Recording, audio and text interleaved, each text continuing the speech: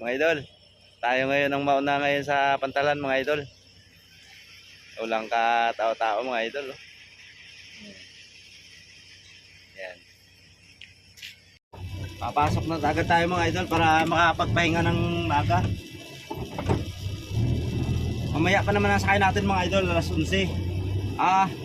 Alauna mga idol. Alauna pa yung sakay natin mga idol. Kaya pinasukin na natin mga maaga pa para doon na tayo sa dito na tayo sa loob matulog mga idol.